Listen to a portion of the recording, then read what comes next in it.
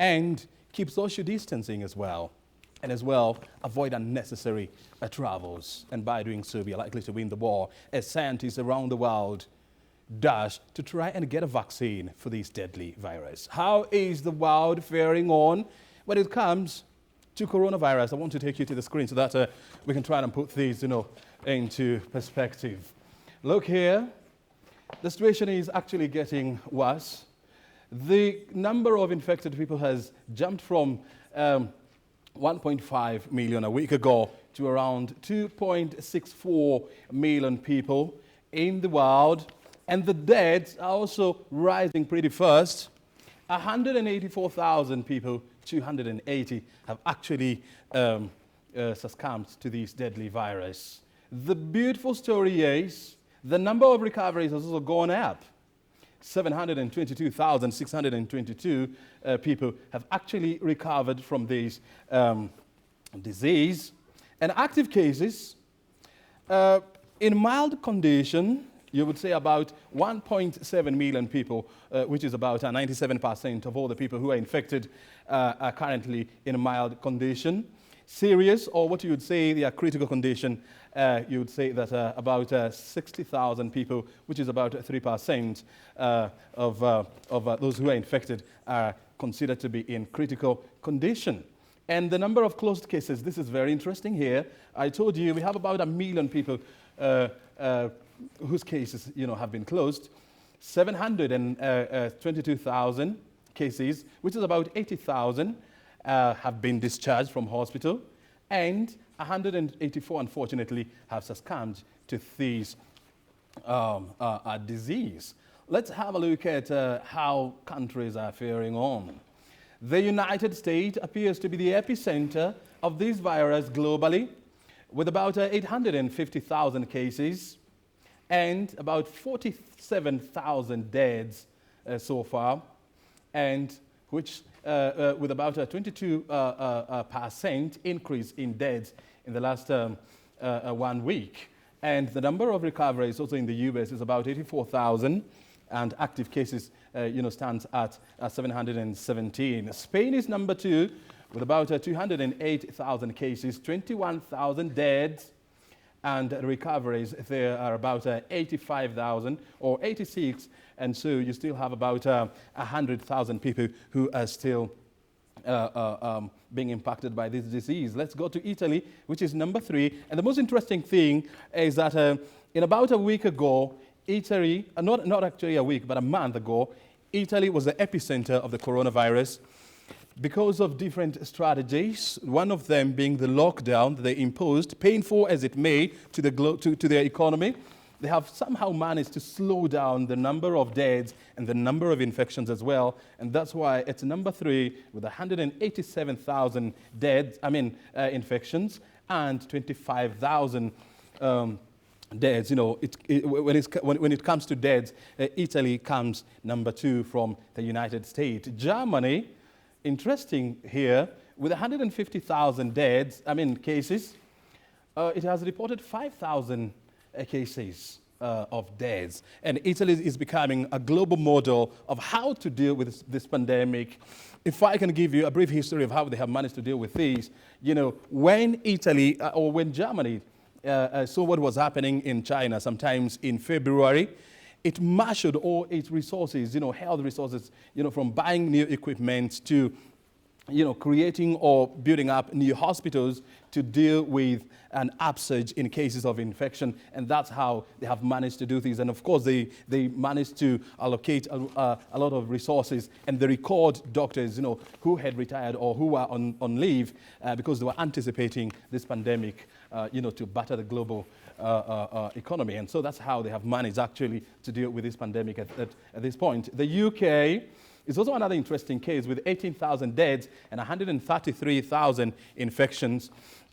The most interesting thing was that, when the first case of coronavirus was reported in the UK, the government there decided to try something that we call the herd immunity program, whereby you allow people to get infected, and then slowly they become immune to this virus, but unfortunately it's never worked. And right now they have about 18,000 deaths. You know, China, as we wind up, you have 82,798. This is where, you know, the first coronavirus case was reported, you know, sometimes in November last year. And it has about 4,632, even though a lot of people are questioning these figures. But at this point, this would be considered to be the official figures. Let's go to, let's have a look at Africa and how, you know, Africa, we are dealing with this. But before we go there, let's now, first of all, get in touch with our reporter, Regina Manyara-Gitau. She's on standby with Water CS, and let's get to hear what discussion they want to have. Regina, if you can hear me. This pandemic stays, or a carrier can have it for 14 days.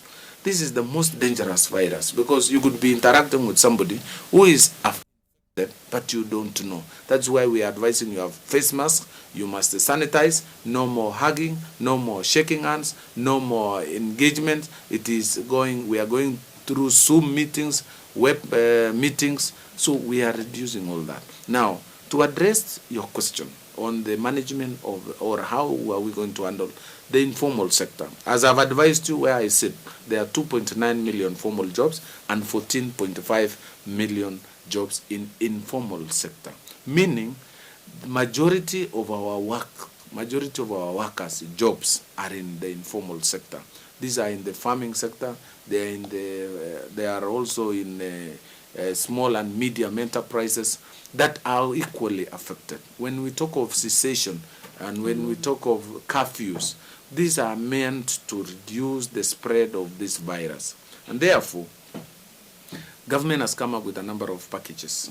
There is a stimulus package of 10 billion shillings, which is supposed to address the affected, which is a grant of, we have the Social Protection Fund, which we released 2 days ago, and that has gone very well to support already the registered the socially affected people. Then we have the 10 billion to address those who are not in our register. This includes now people in the informal sector. We have additional 13 billion to give to small and medium enterprises to support them. This is a package government is also working on it together with, which is spearheaded by our Ministry of Finance.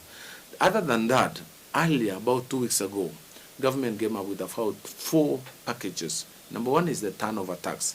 You know, we introduced a turnover tax about 2 years ago on informal sector. Now we have waived and reduced from 5% to now 3%. This 2% additional savings is meant to give the informal or mama mboga or this in a small enterprise additional cash flow.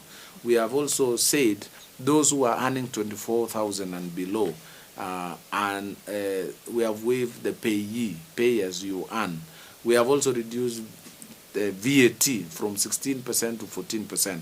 Again, this means additional cash flow to enterprises which are run by small or informal sector. These are packages supposed to for the SMEs to cushion them at this time. Yes. But now let me take you back to turnover tax. It was reintroduced, and some of the SMEs, or rather critics, have come out and said that turnover tax might not really cushion these SMEs because people are not doing business anymore. As you said, these directives, the non-movement, the cessation of movement, the curfews, basically small traders are not even doing their business as they should.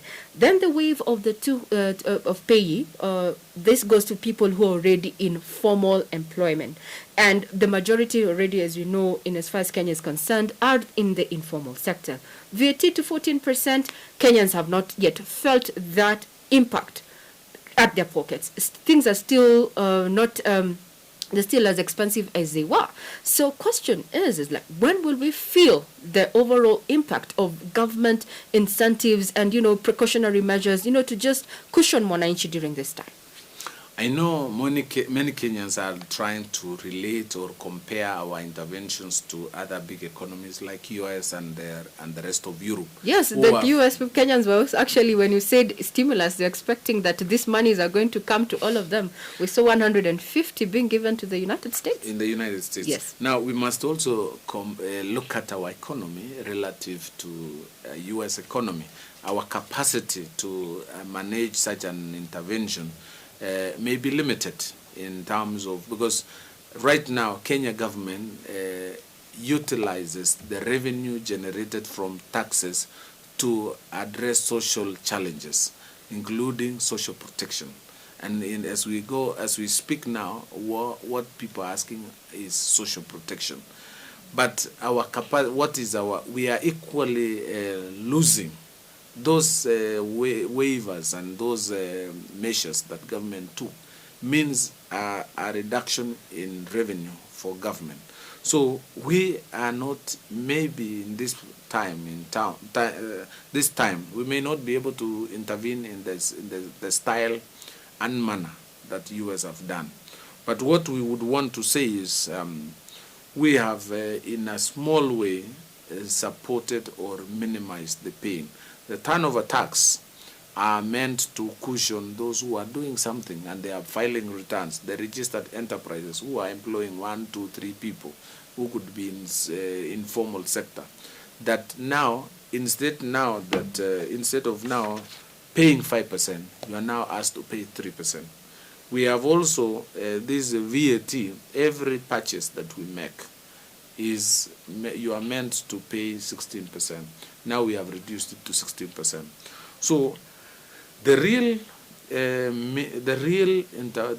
impact of our intervention will be felt possibly as soon as we manage or overcome this pandemic, because that is when people resume work and they will want to move faster, they will want to build their momentum, and maybe through loans and small support we can give them easy loans, we can give them easy packages, and we can even come up with an affirmative decision that government will now be procuring services purely from this sector, from this informal sector, to give them a jumpstart them back to business. So you've been having a conversation with Senate to just look at the direction that the economy is taking in as far as the human resource mobilization is concerned and the sector. Some of them, maybe you can share some of the interventions and the conversations that you've had, especially with other entities like the Federation of Kenya Employers as well as KOTU, given that there are companies that have already, sent their people home home because, they're reducing their workload so that, they can just manage the situation. What interventions and from those conversations that you've had have been brought forth?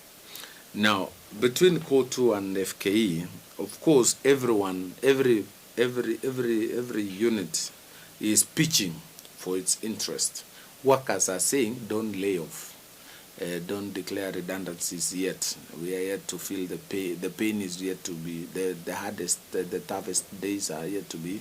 We are yet to get there. And then employers are saying, we are not in production and we have no revenue and we cannot sustain.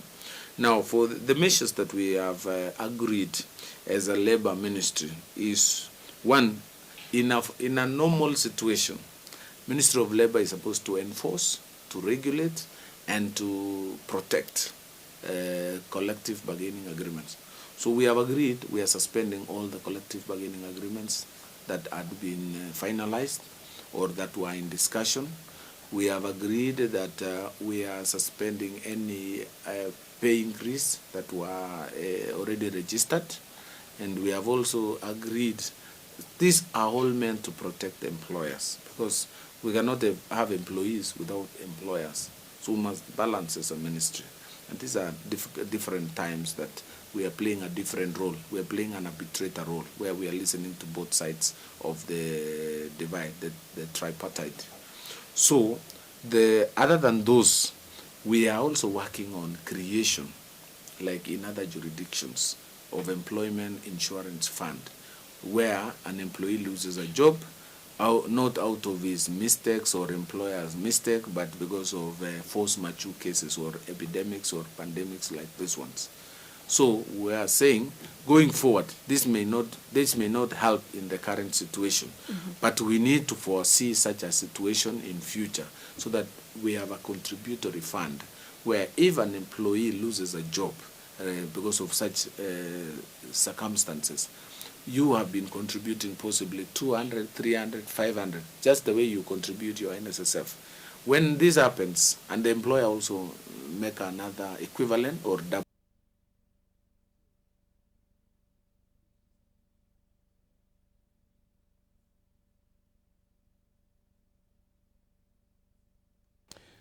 You know what I see as Samson Chelugui there, having a discussion about what the government is doing, you know, to cushion Kenyans against a painful impact of the coronavirus, you know, from slashing pay as you earn, among other taxes, you know, to giving out what we call cash transfers to the vulnerable. These are some of the major initiatives that the government has put in place to cushion people from this pandemic. One of the industries that is likely to feel the impact of the coronavirus badly is the pension industry, with the International Labour Organization warning that more than 5 million people are likely to lose their jobs in the world. What does this exactly mean for the industry? That's a discussion we want to have here. And joining us this morning is Ruth Jogona. She's a manager at Pension Consulting with Octagon. Hi, Ruth. Good morning.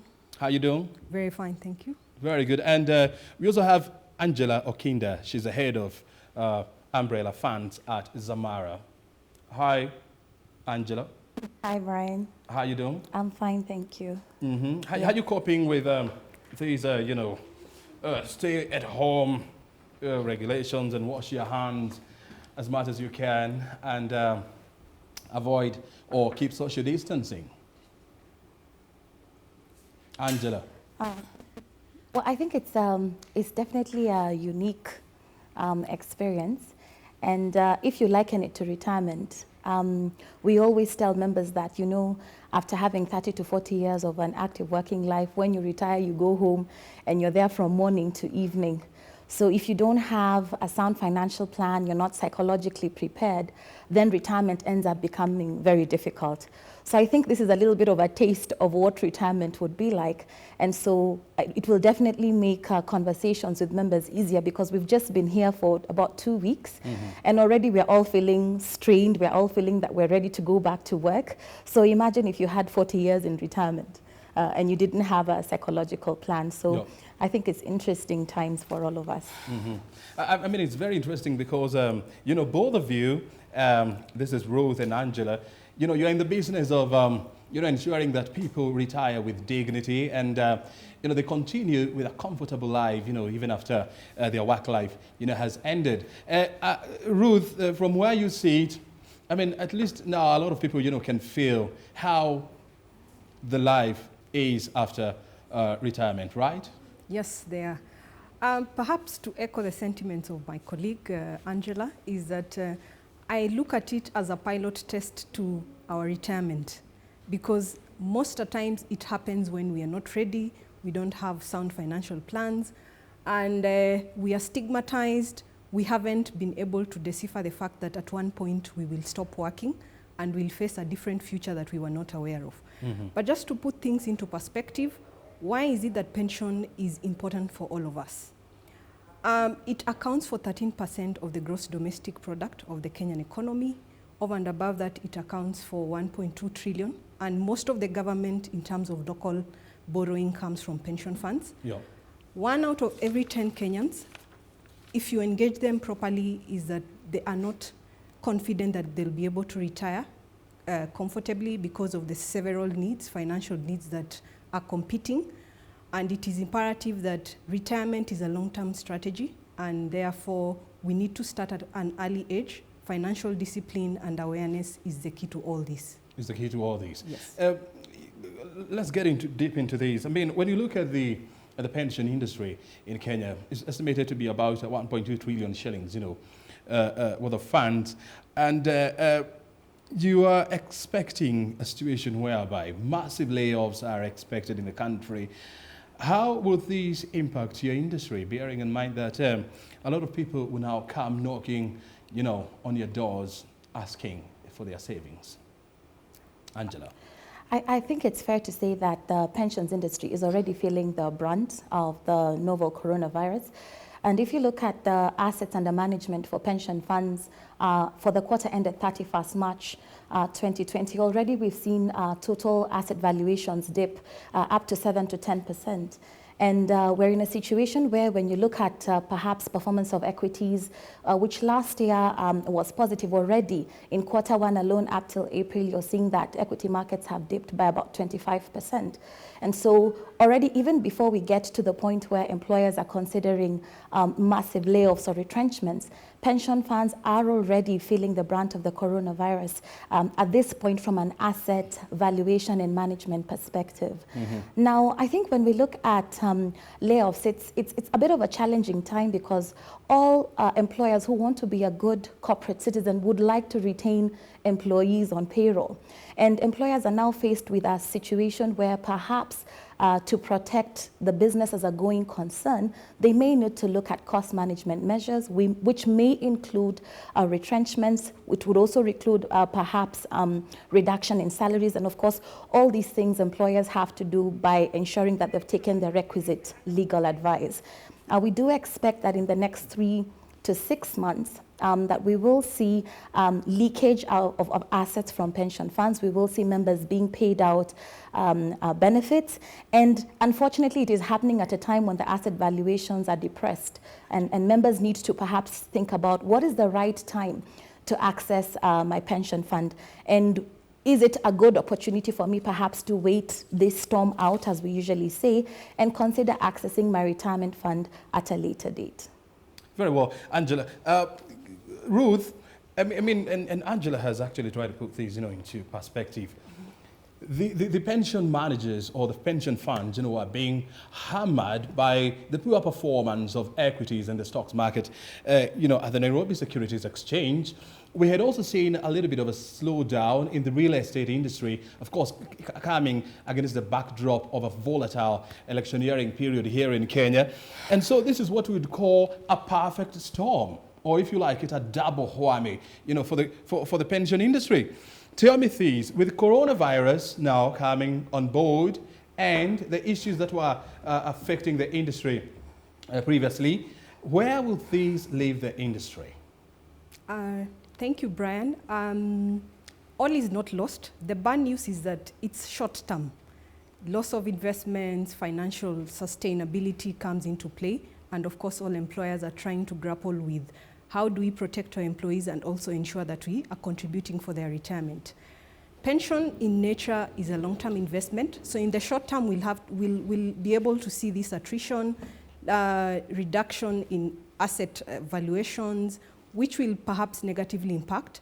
But remember, we invest for the long term because members are expected to either access their money over a 20, 30-year period, and that will enable them recover whatever they will have lost over the short-term period. The most important question is that we shouldn't panic as an industry. One is to seek advice and seek lots of it in terms of how it is going to impact it. Review our strategies in terms of making it better, and in the long term, communicating effectively to members so that they are aware of the short-term consequences and the long-term benefit that they are going to accrue from all this. Yes. I'll be coming back to you, but we want to take you to India. But before we go there, Ruth, tell me this, as Octagon, from where you sit, is the industry likely to go into a deep recession, or we are likely to see flat growth in the year 2020? Of course, right now we know everything has gone under the cliff. And in the short term, we'll see a recession. The market is currently, less negative 10, perhaps, in terms of what we had accrued last year. And this is going to majorly affect, especially people who will be retiring within the next 12 to 24 months, because what they had anticipated and plan to take home is going to be reduced largely. Nevertheless, I think if we take and look at our strategies carefully, we say whenever you have cash, this is also the perfect opportunity for us to look at when the markets have fallen, what is it you pick and invest heavily and come out as a winner? Because those are the strategies that all rich people look at. The key is strategy. Look at what you can benefit from the opportunity that this one has presented, take advantage of it, and in the long term, you'll be able to profit from it. Yes. Angela, is this the best time for pensioners to start claiming their pension? At the moment, anybody who is at the point of retirement or within 5 years of retirement, you're basically looking at taking out your monies at the point when the market is depressed. And so we generally believe that any person within 5 years of retirement should reconsider taking out their benefits from the fund at this time, and perhaps look at what is the right time to defer, and of course take the requisite advice. The one thing I should point out is that, you know, in the current situation of coronavirus, it is easy for an investor to be very nervous and to panic or to worry. But if you look at perhaps the last 5 decades, you will notice that every decade we've literally had an event that has precipitated an economic crisis. Yeah. So whether it is 1987, whether it is 2011 or 2008, now we're in 2020, the statistics show that every decade we are going to be facing some type of economic crisis. Yep. And historically, markets have always rebounded within a period of 18 to 24 months. And so generally investors should sit still, sit calm. And even in 2008, we saw that within a period of 6 months, equity markets were up to 44%. So the question right now is, even as we are in the doldrums, what is the right investment opportunity for you? Because as the right investors say, we always make hay at this time, and it is always good to plant before the rains come. Ladies, I'll be coming back to you for more discussion. We want now to take you to India, the state of Rajasthan, where Leon Lidigu is a Kenyan journalist studying in India. He has been there actually for the last 3 years. And so you agree with me that he knows a thing or two about what's happening in India. But if I can try to put the whole thing into perspective, India, the number of coronavirus cases, you know, stands at 21,797. And the number of deaths stands at 681, with recoveries standing at 4,376. And for a country with about 1.36 billion people, these would be considered to be such a low figure. The question is, Leon Lidigu, the jury is still out on the exact number of people who are infected in India. But we know the government of Narendra Modi, the Prime Minister of India, has taken drastic steps, including locking down the entire or the whole of India, you know, to try and control the spread of this disease. First of all, bring us to speed. How are Indians coping with this situation? Thank you very much, Mr. Kimani. Now, so far, the Indian government has tested about 500,542 samples of everyone. Now, the total lockdown is still in place. In fact, it was extended to May 3rd. Yep. No movement. Police are much more thorough and effective as we speak right now. So we stay indoors the whole day and are only allowed out from 8 a.m. to 11 to shop and stock up, you know. But now the big concern is on the Kenyan patients who are stranded in India at the moment. Some of them had their flights cancelled because they were to travel on the day the lockdown was put in effect. And they're stranded, basically. Some are even on the streets of Delhi. So we've been trying to communicate and to raise awareness and to get the government to help these Kenyans. So the other day, the ambassador on Willibet actually put out a notice and asked the Kenyans in India to apply and register those who wish to be evacuated, that is. And yesterday in Parliament, Kajiado South Member of Parliament, Honorable Kato Olemetito, said that they have actually 750 Kenyans who have applied to be evacuated back home, and with them we have 250 patients. Now, the main issue now shifts from evacuation, because that one is going to be done definitely. Now, the main issue goes to the self-quarantine. Because remember, sir, we are dealing with patients who have very low immunity. I've spoken to some of them. They have they are on beds, they are on wheelchairs. Some are carrying those urine bags around. And the government has to treat them specially and understand that these are patients that we are dealing with, because most of them are usually sleeping most of the day. In fact, even if you want to speak to them as a journalist, you must really be empathetic and realize when they are free and certain things like that, sir. Leon, I mean, it goes without saying that this is indeed unprecedented moment, even for global superpowers. When it comes to the issue of evacuation of Kenyans, of course, it's likely to be an expensive undertaking. When you talk to the British, not British, but the Kenyan High Commission in India, what did they say? What measures are they put in place to ensure that needy cases are brought back home? And what is going to be the fate of any Kenyan who is actually positive of coronavirus? And now the first thing, according to the notice that Mr. Bett put out the other day, there were some regulations or conditions upon which they would accept to evacuate each of the following person who wants to be evacuated. First, you must have a clearance certificate. You must test for COVID-19 and prove that you are COVID-19 free to be able to be evacuated. Now, the issue is here that for those people with residential permits like myself, we can walk into any government hospital and actually be tested for free. But for those Kenyans who are on medical visas, on tourist visas, they cannot. They have to part with money. So I checked in hospitals, they're charging them between 4,500 to 5,000 rupees, which is like 8,000 Kenya shillings. So this is very expensive for them, considering that there are families that have 2-3 members here. So also the other issue is on plane tickets. So how much is the government going to be charging the people who are indicated that they're willing to be evacuated?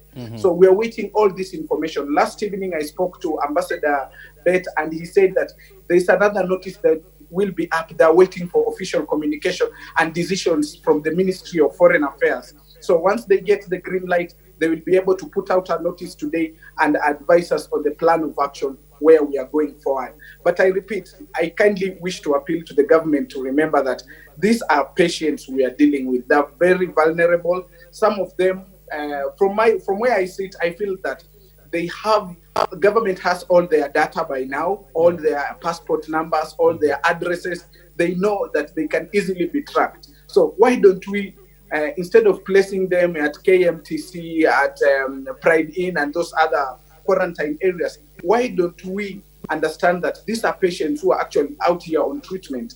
They are weak, they have low immunity. Why can't we have them self-quarantining at home? I'm sure they'll be very disciplined and they'll comply.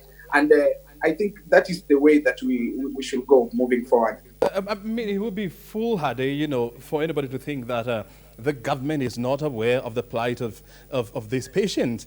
And I am very sure, that the government is doing the best that it could to ensure that they accorded, a comfortable isolation centers, if at all they're going to come back home. But tell me this, when you talk to the High Commissioner, Ambassador Bett, have they indicated as to who is going to foot the bill of coming back home, bearing in mind that, about a week ago, we had the peers in charge of our foreign affairs, Ambassador Kamau, saying that the government was not in a position to foot any bill for anyone who is willing to come back home.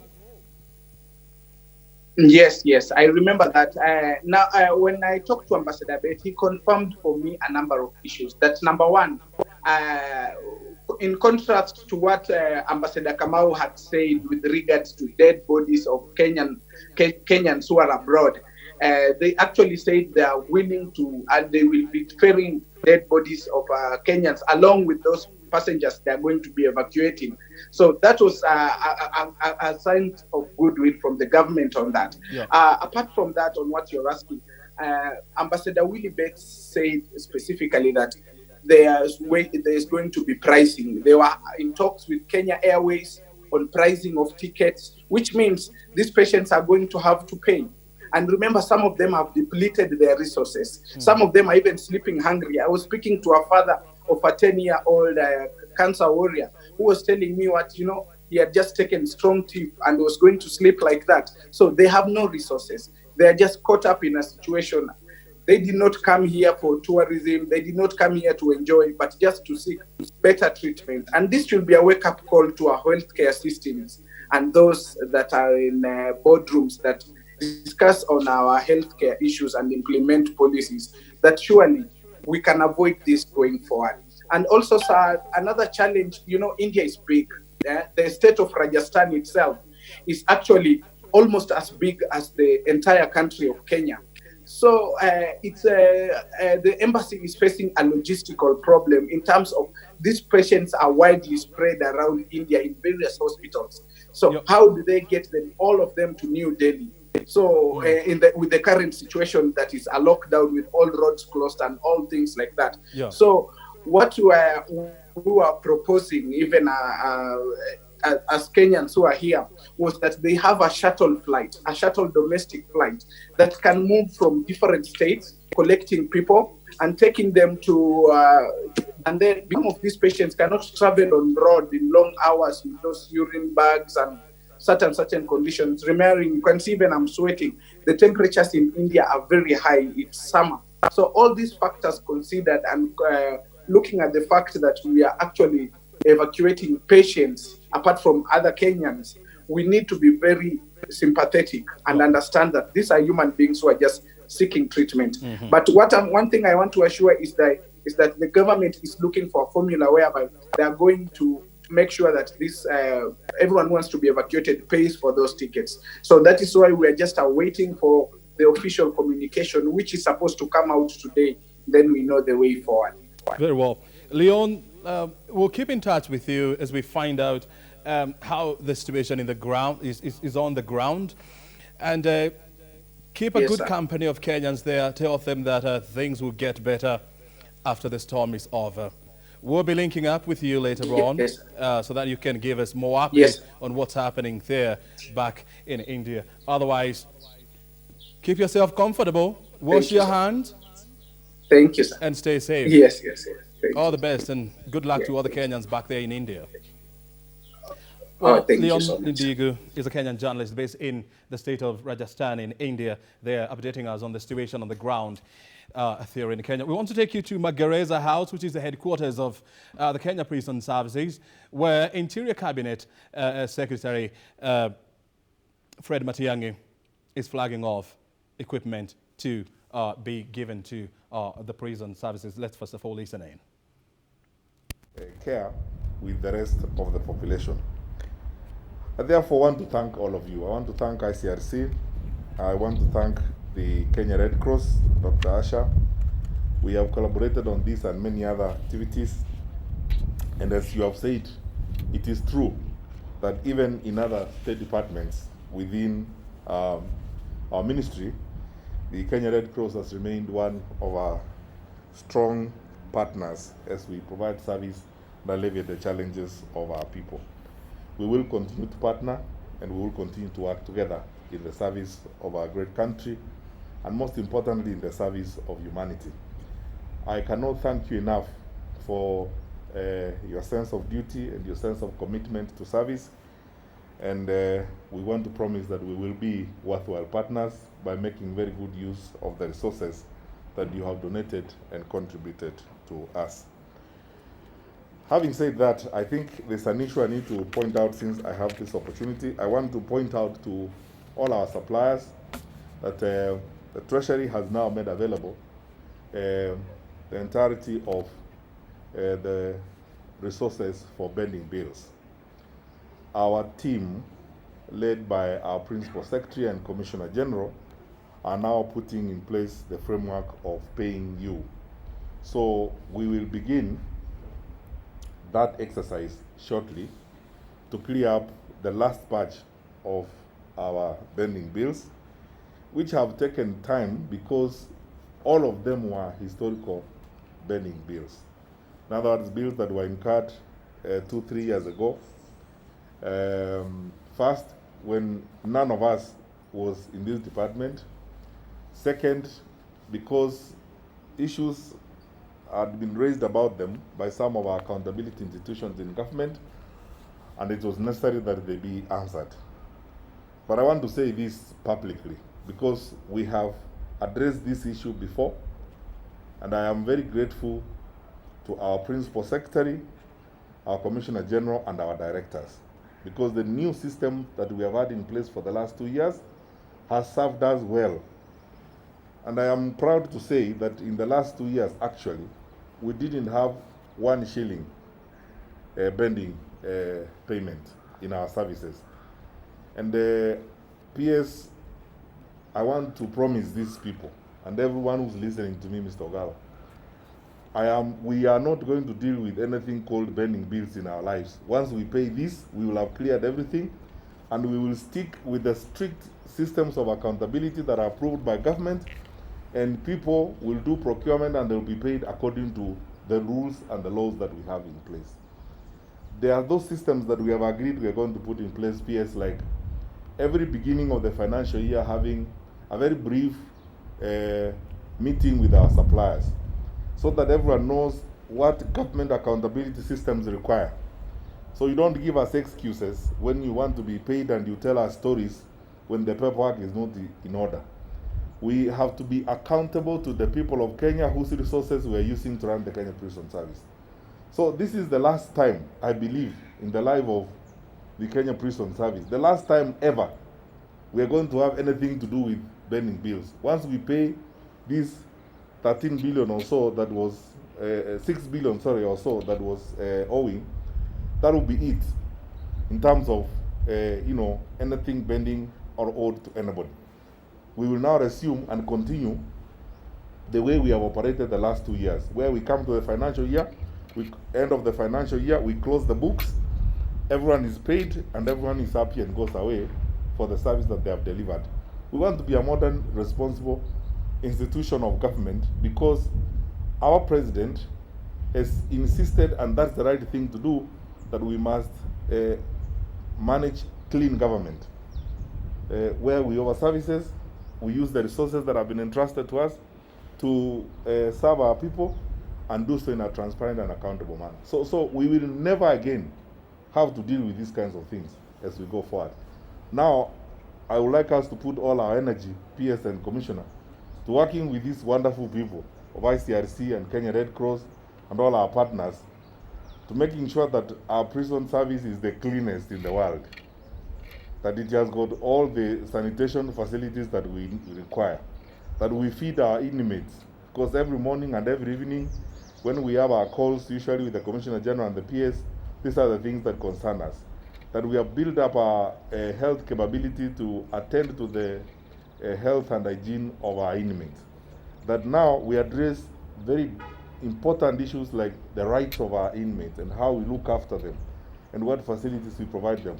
We want to go to a new level now as we move forward so that we don't deal with these things, some of these headaches that we inherited, as a result of, I must be frank, some crazy management in the past. So I am happy that we have come to this point, and I will never thank you enough, PS Ainabu, for your diligence and the manner in which you have handled this matter.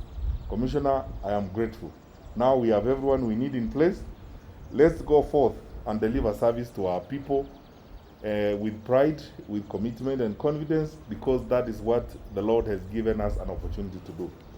Thank you very much. And with these remarks, we can now go and flag off the tracks. Thank you so much.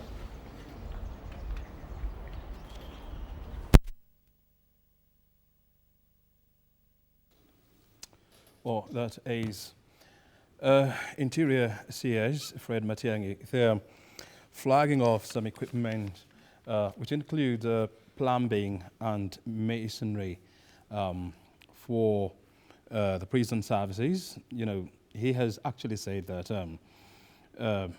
the equipment will go towards the rehabilitation and upgrade of prison facilities in the country, and work will be carried out by the prison officers. So far, in the last 2 weeks, or 3 weeks actually, they have released about 8,000 inmates, and they continue to engage to see how many more cases they're serving. And they're also in discussion with the National Treasury for an increase in funding so that they can pay all the pending bills. Remember, we are live from Broadcasting House at O'Brien Kimani is my Twitter handle, at KBC Channel 1. Our discussion revolves around the pandemic that the world is battling today, that is the coronavirus, and the impact it is likely to have on the pension industry.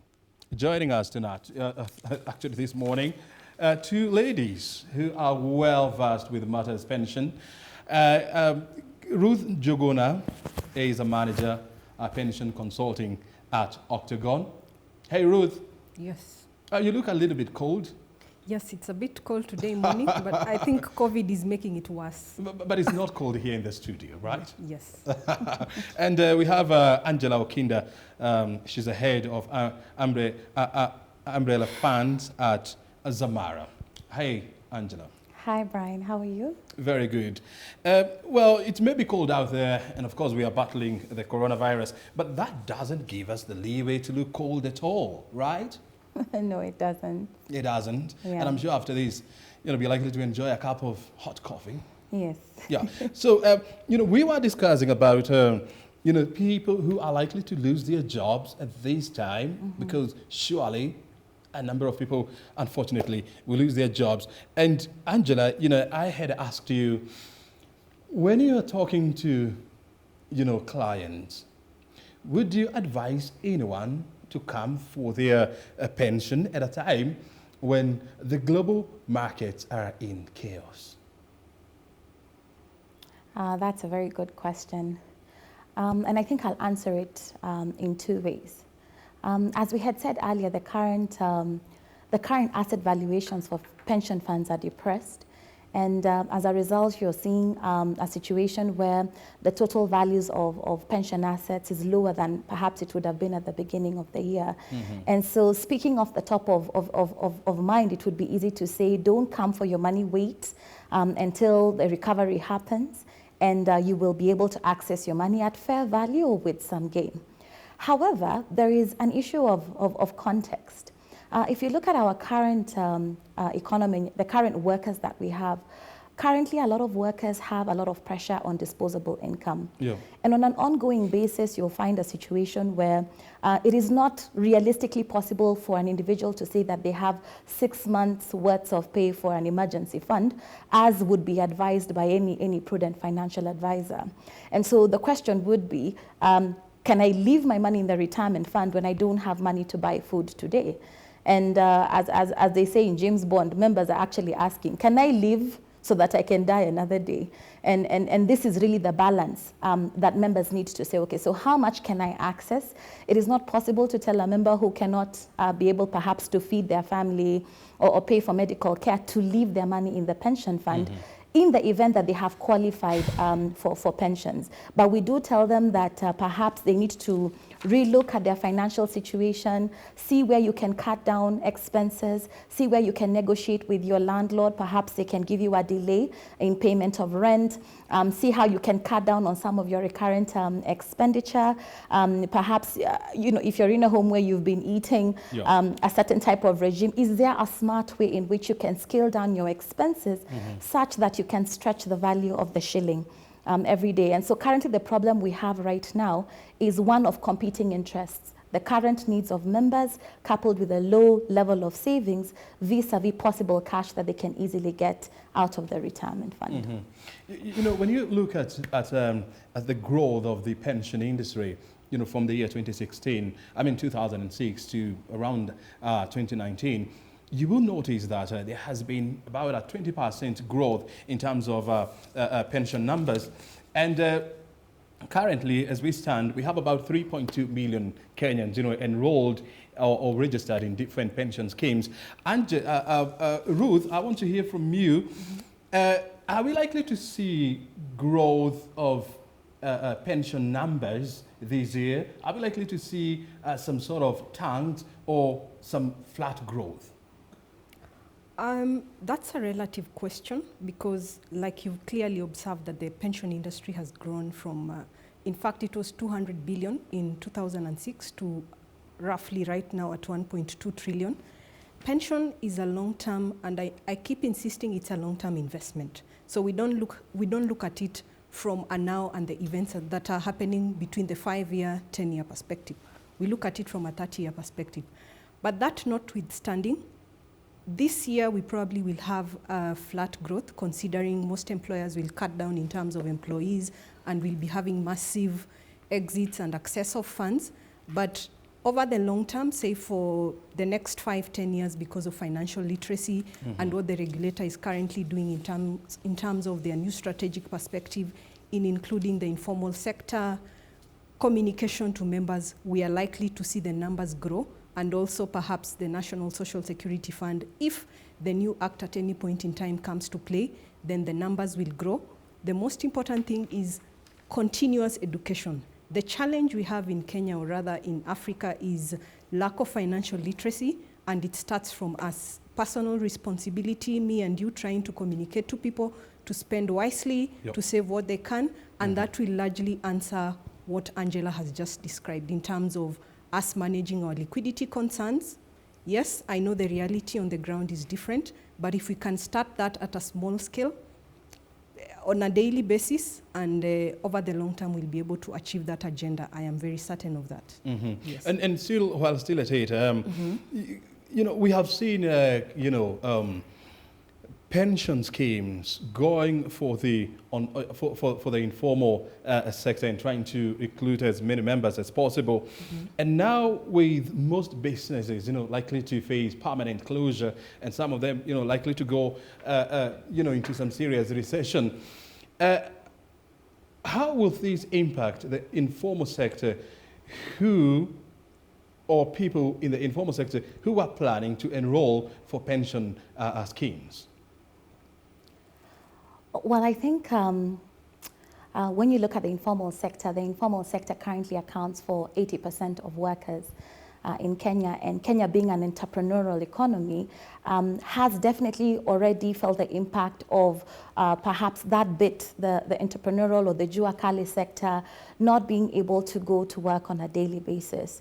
I think when you're looking at established businesses who already have established pension funds, you generally find that perhaps they're able to draw out the period due which they're going to continue to manage their businesses, because probably they have some cash cover of 3 or 4 months of working capital, and so they are able to continue to operate much at a lower scale, yes, but able to operate, minimize expenses, and perhaps stay afloat for another 3 to 4 months. However, when you look at the informal sector, a large sector of the informal sector are earning a wage. And that means that on a daily basis, a worker will do their work or do their business for the day and earn a living, out of which every day they will decide how much of this am I going to spend on my day-to-day, whether it's food, fuel, or water, and then how much of that am I going to put in terms of savings. So the coronavirus, just by virtue of the fact that it has caused an interruption, and a significant one at that, in the ability of members working in the informal economy to be able to continue to have sustained gainful economic activities, then you're seeing right now a situation where there is a drawback in terms of savings, whether it is through some of the initiatives that had been set up, the Mbao pension plan, Fahari, we have a micro pension plan at Zamara, or other initiatives, and basically they're looking to conserve their cash. Interestingly, when I talk to some of the members of this sector, a lot of them have already migrated back to up country. And the reason they're doing that is they're saying, look, every day I have to pay my rent, I have to pay for water, and every day that I don't have a wage means that I am dipping into the little reserves that we have. So we're probably going to see a slack or a delay But one of the things that I admire about the informal sector economy in Kenya is the resilience. And I suspect that once all this normals out, because we know that it will stabilize, then you are likely to see efforts towards increasing contributions, increasing savings through other informal platforms such as table banking to do a catch-up. And systemically in the past, that is typically what people have done. And what we need to do perhaps in those sitting in the formal sector is ask ourselves, how then can we make it more easy for those in the informal sector to make these savings? How then can we support their structure so that they can de-risk their investments, they can diversify where they're investing, so that we are learning from this experience. But definitely I think there'll be an interruption, but out of their resilience, I'm actually quite positive that they will do a stronger comeback, perhaps even more than the formal sector. Than the formal sector. Ruth, what measures do you see pension fund managers, employing to try and woo more Kenyans into the pension funds? Very good question. Whereas we have a current disruption, I still believe that we shall recover, and pension is one of the largest, players in terms of making the economy grow. And ideally, what we as pension players have done is mobilize resources in terms of technology. We have come up with the webinar sessions where we are communicating to members that you have these platforms, you can contribute. What investment managers in the market space are doing is they are basically re-strategizing. So moving investments from more risky to less risky and trying to amass as much liquidity as possible, just putting it standby in terms of cash and cash equivalent, so that when the opportunity comes, because when the market dips is the biggest opportunity for growth as well. Over and above that, I'll shock you, because the informal sector, we might think at this point in time they're the ones who are facing the largest whip, but in terms of consistency of their contribution, they're also very good. And the good thing is that if we look at a case study of like Octagon Africa, we have a product called Mobikeza. We launched it like 6 months ago, where members save through contributions through their mobile phones. What they're currently doing is that, because the flexibility that comes with mobile saving is that they are able to access the money. So right now they're using it as a buffer for their liquidity needs, and perhaps once they come back, they'll be able to go back to their consistent saving. And I believe all is not lost. All is not lost, and I think that's that's a very good assurance that all is not lost. Angela, the government was hoping to invest or to partner with pension fund managers, in funding some projects in the Big Four agenda, like the housing, as well as, the agricultural sector. And the government was banking on contribution from, pension funds to try and offset some of these budgets. How now will this change going forward? I think, as rightly said, pension funds are a key contributor to the GDP at about 15%. And so at any one time when government is looking at a group of investors to approach to raise capital, then pension funds would be a natural place to go. Now, in the last 5 years, we've seen several government initiatives to try and encourage pension funds to invest in government projects. As you rightly said, we have agriculture initiatives. We've seen PPPs, public-private partnerships, the Maimahiu Road.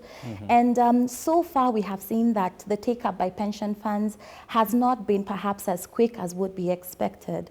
And I think that the key reason why pension funds have not yet fully taken up some of these initiatives is for two reasons. One is that some of these initiatives, while good, perhaps need to be redesigned a little bit further to protect the interests of members in the pension fund.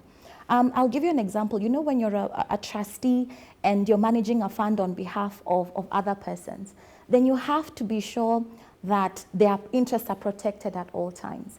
And so some of these instruments, through the support, of course, of the World Bank and the IFC, the government has done a lot to go back to the table and see perhaps how can we build in better mechanisms to protect, how do we issue perhaps guarantees to some of the investors, such as pension funds, to encourage them to grow. And I believe that with some of those protection mechanisms included, then it will be easier for pension funds to invest. The other thing that has happened over the last 5 years or so is that there has been an acknowledgement that the capital markets are not behaving as they traditionally would. Over the last 40 years or so, we all grew up in a market where we knew that stocks would always insulate bonds, and bonds would always insulate stocks, and vice versa. But when you look at the markets in a year like 2011 and 2015, you will see that there was as you called it, a double whammy, where both sides of the market dipped, and all of a sudden, trustees and asset managers are asking themselves, where is the right place to go? And this then spurred the conversation around alternative assets, things like, as you said, real estate and other assets as would be. So I think that right now, it's a perfect time for boards of trustees to go back and look. There's been a lot of training and education because, trustees have done the work to ensure that they understand these instruments, they understand the risk in these instruments, and that they're negotiating for the right return on behalf of their members. And so I think this is a good opportunity to revisit those instruments and perhaps see what is the best way that we can look at this. Now that you asked me about government initiatives, I'd just like to take a moment and comment on the proposed tax bill. And the proposed tax bill, in its first version when we came out, we saw proposed changes to tax investment income from retirement funds. We also saw a proposal to reduce or remove the exemption of tax waivers given to members over the age of 65. And while, of course, we appreciate that government right now is in a situation where it is looking to raise capital, we felt as an industry that those tax reforms would have had a longer-term negative impact, particularly to a sector that does well in terms of mobilizing assets. We're very happy that when we looked at the committee papers of the national discussions, we saw that, that there is an intention perhaps to relook at some of these initial proposals and continue to extend relief or tax gains to pension funds and retirement funds. So in that sense, then it makes sense for pension funds to then support government initiatives by committing assets into long-term investment projects, infrastructure projects that will then enable the economy to be stabilized and the country to grow. That's a very interesting observation because even the government is also dealing with the issue of raising numbers of retirees. And when you look at the year 2018, 2019, the government was or spent almost 90 billion shillings on people, on civil servants, who were retiring. Ruth, from where you sit, we have seen government, also trying to, put in place, some form of measures to try and slow down the rising figures in terms of number of pension bill in the public service. Do you see a situation whereby the government is likely to raise the retirement age from the current 60 to 65? Brian, it's a very sad story that the one item that keeps growing year on year on our budget is payment to retirees. And I think back 10 years ago, during the Kibaki regime, there was a proposal to have the civil servants contributory pension. It's unfortunate it never took off. I know plans are underway to have it back because contribution over the long term and increase in assets, will help us solve this problem. But there is the highest likelihood that that is going to happen because one, there is this pandemic that has come in and it is going to wipe out most of the funds that were probably accumulated in terms of helping us deal with the pandemic. But the long-term solution is definitely the government needs to do something in terms of setting up a contributory infrastructure for civil servants.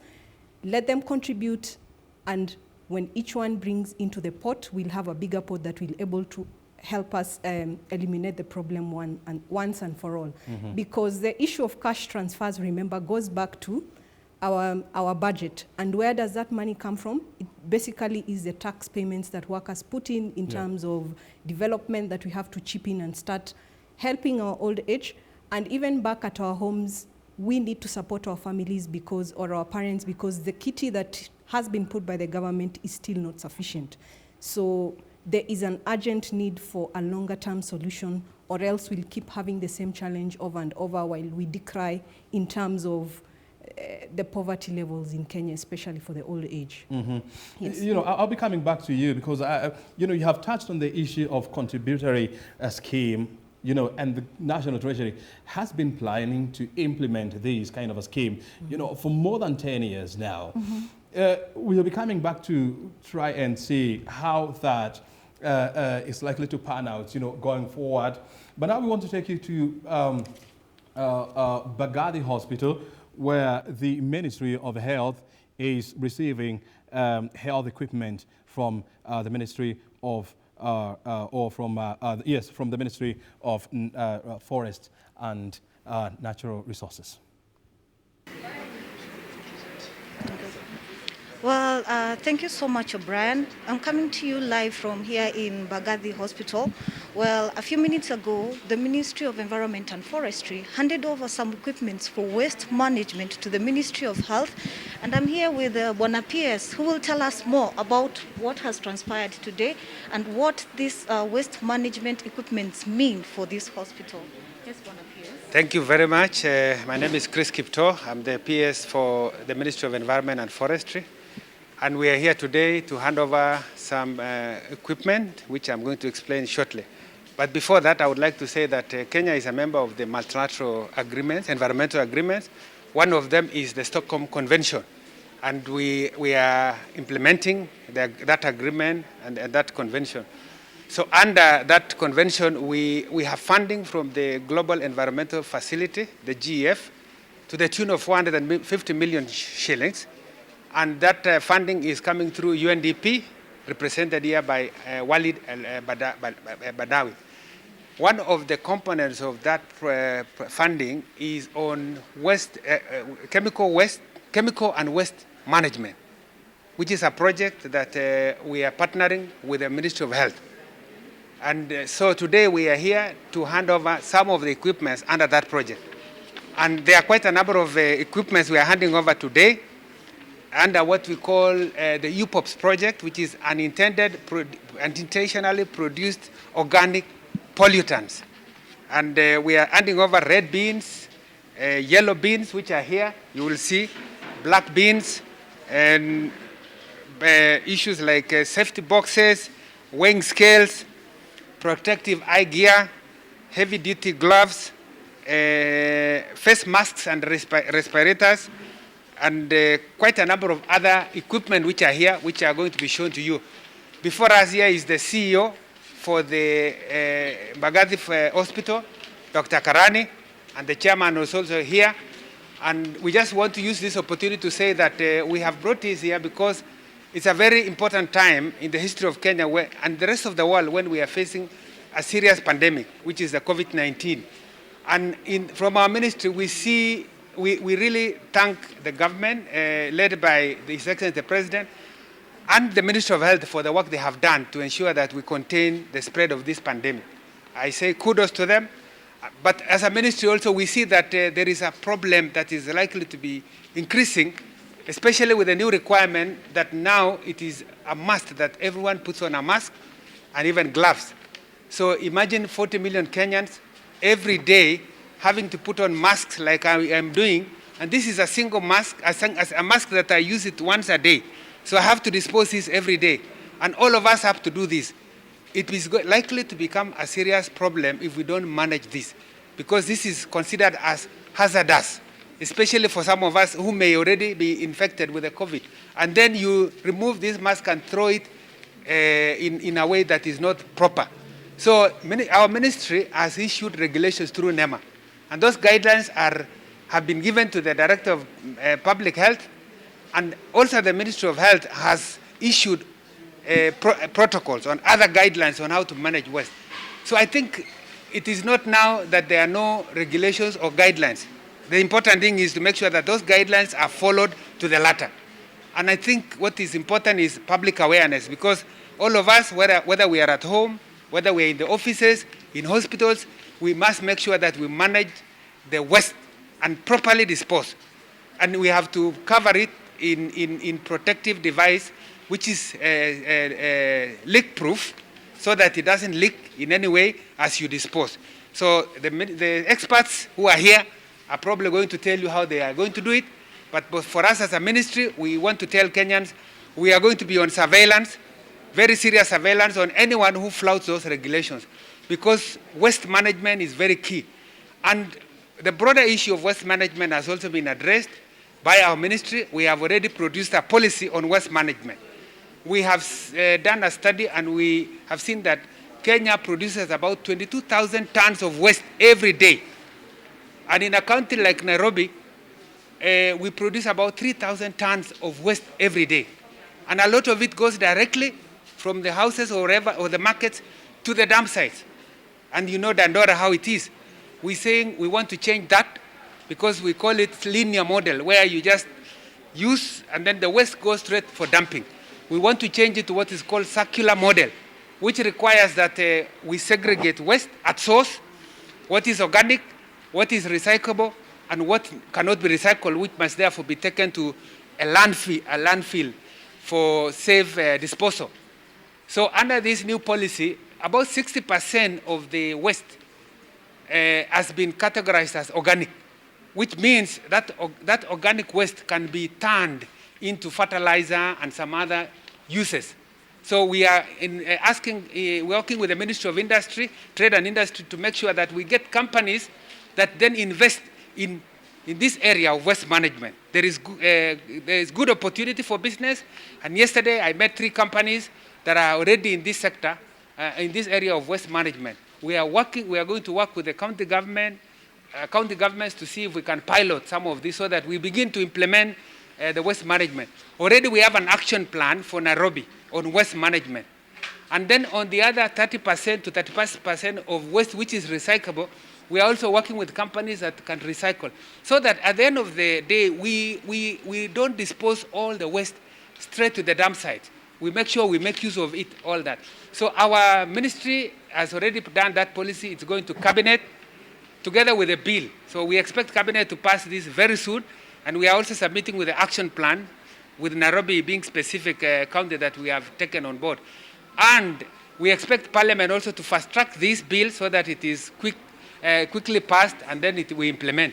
But even before we do that, we expect Kenyans to begin to embrace some of these changes. I think for us as a ministry, we see this very important, especially now. So that is why today we have come here, because this equipment we are giving here are very relevant for use now under this era of COVID-19 pandemic. And I would like the CEO for the ministry to explain to us. But I think I have an officer here who can then explain exactly what it means. Yeah? Before we move on to the officer, yeah. Mm-hmm. Can you explain to us this equipment? Have you just donated it to Bagadi Hospital, or where else are you? Well, that is the PS in charge of environment and forestry, Betty Kiptor. They're outlining some measures that the government is putting in place to ensure that there is safe disposal of hazardous material like the face masks that you are putting on, or the gloves that you are likely to put in this era of coronavirus. And actually, he's raising a very pertinent issue there. You know, in a country with almost 50 million people, where people are supposed to wear masks on a daily basis, that's a lot of waste actually on a daily basis. And there must be a plan, and there must be a way on how to dispose that kind of waste, in the safest manner. We are back in the studio. We've been discussing, the contribution of pension funds to the Kenyan economy and the impact it's likely to have because of the coronavirus pandemic. In the house, we've been joined by 2 ladies. Ruth Njuguna, she's a manager in charge of pension consulting at Octagon, and Angela Okinda, she's the head of umbrella funds at Zamara. Beautiful discussions we're having here. Ruth, before we went for the break, we were discussing the much delayed implementation of the Public Service Superannuation Scheme Act, which was passed in the year 2012, whereby civil servants were supposed to contribute about 7.5% of their salary towards their retirement, and government was supposed to give about 15% of their to match these with about 15% of their salary to go towards their pension fund. But this has not happened, and this is putting a lot of pressure on the National Treasury. And we know that this year, Treasury is expecting to spend about 105 billion shillings on paying public retirees. Where is coronavirus likely to leave this? Because we all know that the exchequer, in terms of getting the 105 billion, is not sustainable, whether in the short term or in the long term. And right now, the government is trying to maximize all resources in terms of fighting the COVID pandemic. And of course, we know the informal sector in terms of getting relief support to help in food distribution and all the other things. Definitely, it is not sustainable, and perhaps in the next 2-3 years, we are going to see the long-term effects of this pandemic on the retirees and even in the other sectors, perhaps. Why 3 years? Because remember, we need at least a year. It is estimated that this pandemic is going to stay for the next 3 to 6 months. It will take us at least 12 months for us to recover. Remember, in the next 2 years, we'll be having perhaps an election. And you know what happens whenever we have an election, we'll still have this cycle over and over again. So in another 2-3 years, we are going to see the aftermath of this. If the government doesn't do anything fast, perhaps it can only get worse. But over and above that, I tend to think that in 2013, the new NSSF Act was a good, the idea behind it was good in terms of making it mandatory for all workers to contribute into a pension fund. It's just that the infrastructure that had been set was not favorable in terms of the industry players, and all the other people who were supposed to make policy decisions were not consulted properly from end to end in order to make it feasible. That notwithstanding, perhaps it is time for us to take advantage of this particular pandemic and relook at our strategy, relook at what has been burdening us and what we can be able to take and start implementing right away, because Corona is just the beginning of it. We've had pandemics over and over again. So it's not up to us to continue waiting for, I mean, it's a ticking time bomb. We don't have to wait for it to explode for us to do something about it. And the faster we can do it, the better we'll save everyone a headache. You know, before I go to Angela, you know, for some thoughts on the same, you know, you're saying unless the government does something. Yes. We have seen an indication from the National Treasury CS, Ukuru Yatani, saying that he's likely to put the Public Service Superannuation Scheme Act into force from the 1st of May, which is about a week from now. Apart from these, what other interventionary measures do you see or do you think the National Treasury should put in place, you know, to boost the industry, Ruth? Very good question. What other measures should the government put? One is in terms of encouraging people to contribute to pension is consistently, and like my colleague observed earlier, we have been talking about tax and tax and tax because we are heavily taxed, yet pension is supposed to help us when we retire. One is to do something, is to just enable us, remove all the taxes, because right now, as we speak, there are taxation elements of pension funds, which is heavily impacting in terms of us contributing. For investments, I know the government has really tried in liaison with the various regulators in terms of making it conducive by introducing new asset classes in terms of us bringing in our forces together. And through the regulatory environment, that's the Retirement Benefits Authority, their strategic plan for the next 5 years is very good in terms of coercion and bringing everyone on board. Accessibility, communication, and bringing the players together in terms of contributing will go a long way in enabling a better future for all of us in terms of retirement. Yes, that's what I would say. That's what you think going forward. Yes. I'll be coming back to Angela. I would want to hear your views on the same. For now, we are taking a well-deserved break, and then we are coming back. We'll be discussing more about the state of the pension fund in Kenya, the impact it's likely to have, because of the coronavirus, how best we can mitigate these. And according to Ruth, the impact is likely to be felt in about 3 years from now. Bearing in mind that come the year 2022, we are likely to go, not likely, but we are going into an election, and the year 2021 is likely to be spent, campaigning. What is the way forward? This is Biz Check. You get it all here. We are back shortly. Stay right here.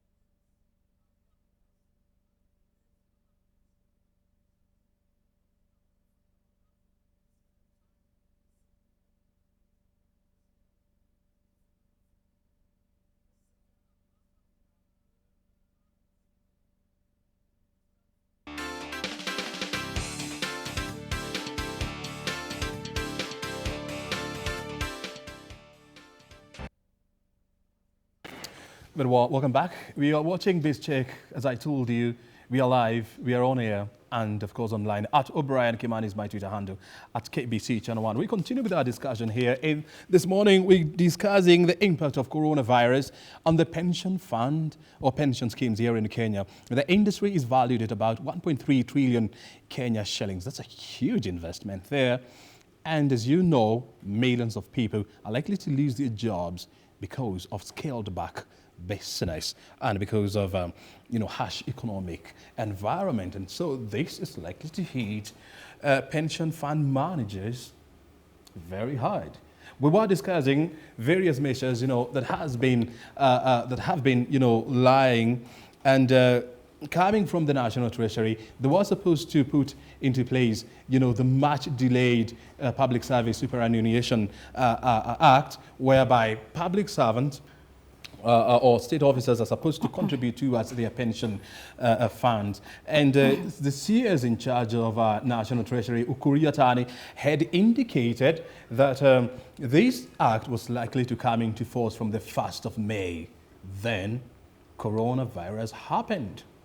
Angela, from where you sit or from where you stand, do you see the 1st of May, first of all, being a viable date for National Treasury to start implementing this act? Well, I think 1st of May is barely a week and a half away. Yeah. And I think when we look at our government, it's clear that the government is constrained in terms of capital. And them implementing this fund with effect from 1st of May would then imply that there has to be immediate cash available for funding of this particular initiative. So it is likely that we're going to see a change in the start date. I think government has been clear that their intention to make this shift has always been there, but we are likely to see a change in the start date.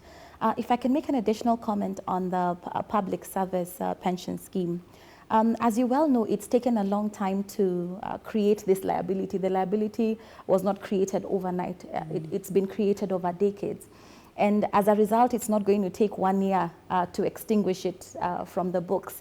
It's probably going to take, northwards of 15 to 20 years to extinguish it, because you already have people in retirement and drawing pensions out of that money.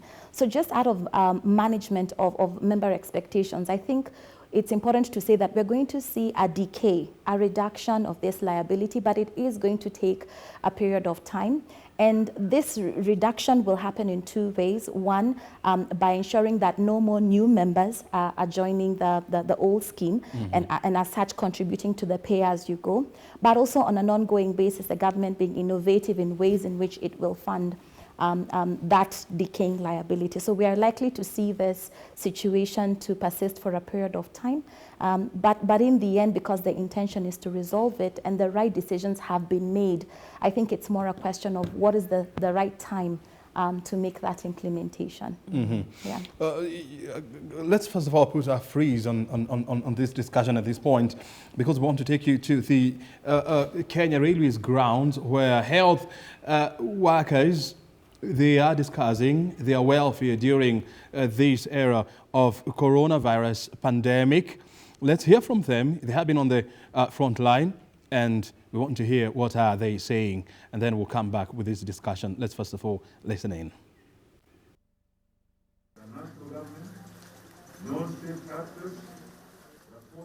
But first of all, let's take you to Kisumu, where the governor is saying. And make sure, whether rain or sunshine, we are always observing social distancing. Let us make sure that we wash our hands as frequently as possible. Make sure that we keep clean and so forth. These measures, clean environment and all that, these measures very useful in putting coronavirus at bay. While we recognize this effort and preparedness in Kisumu, there are other counties in this region that have already reported cases and others that have been identified as hotspots. This means that we are definitely, at least in Kisumu, is a trading and transportation hub for the region. This disease has shown significant impact on social and economic aspects of life, such as education. Oh, absolutely heavy downpour there in Kisumu, and it is impacting negatively the audio there for the governor, and so we have to cut it short and come back here to the studio. I had told you about the clinical, the health workers' welfare. They are discussing it at the Kenya Railways. We are keeping an eye on that, and once the discussion is up and running, we'll take you there. But for now, let's continue with the discussion here. Ruth, do you agree with Angela that because of constricted revenue by the government, we're not likely to see the implementation of the Public Service Superannuation Act from the 1st of May?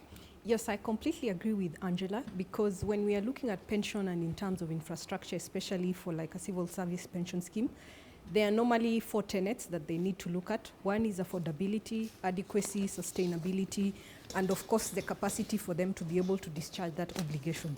One, in terms of adequacy, we all agree that in terms of pension coverage in Kenya, whether private sector, public sector, we still are far below the International Labour Organization recommendation of, say, 70–80% in terms of income replacement. So adequacy, of course, it will take a long time for us to be able to achieve the recommended.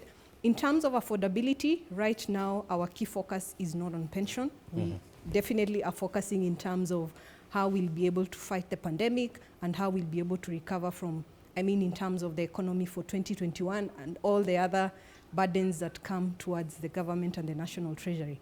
In terms of sustainability, definitely it's not sustainable, but it will, the first step is for us to start up the fund, and over the long term we should be able to achieve it if we honor the promise and the obligation that we have put at hand. And of course, capacity, one is the ability to be able to withstand shocks in terms of, say, pandemics like coronavirus or an election year, and even the resources that have been put in place to ensure distribution, coverage, and also access of those benefits. So when I look at those 4 tenets, we still have a long way to go before we can be able to, even if we start implementing the implementation process, it will still take a while for it to be actualized. Yes. And you see, so the question now goes back to, when are we, we have delayed the implementation of this act, by almost 9 years now. You are talking about coronavirus, which, according to the World Health Organization chief, he says that we're likely to have the virus, we're going to be with it, for the longest time possible, because we are yet to get a virus on this. Then you're mentioning about the electioneering period, which is likely to kick off mid-2021. And we know what happens when we're having elections in this country. The economy somehow tanks. So what is likely to happen, Angela, going forward? So are we likely to see a definite suspension of this act? Or from where you see it, what do you think will happen?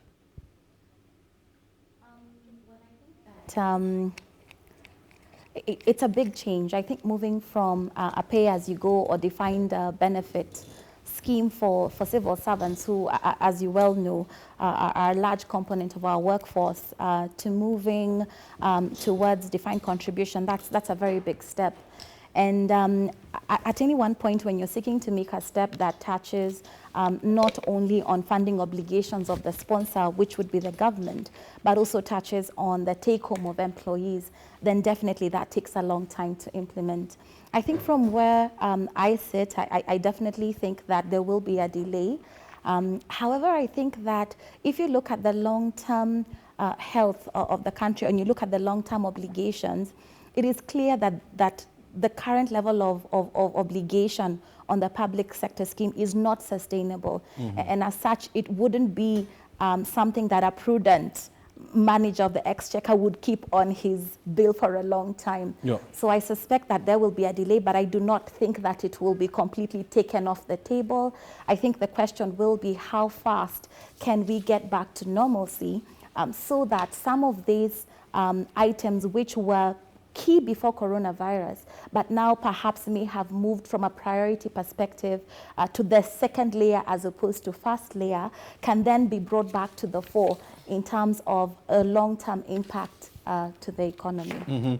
As we discuss the public pension fund, tell me this, we know pension funds in Kenya, they are fond of investing in traditional markets, like equities and bonds, and they are actually very fond of investing in government papers. At a time like this, do they have readily available cash for retirees? I think that's a good question. Now, I think it's important to say that while the case of coronavirus was reported in Kenya 13th of March, that coronavirus had already started in other parts of the world in Q4.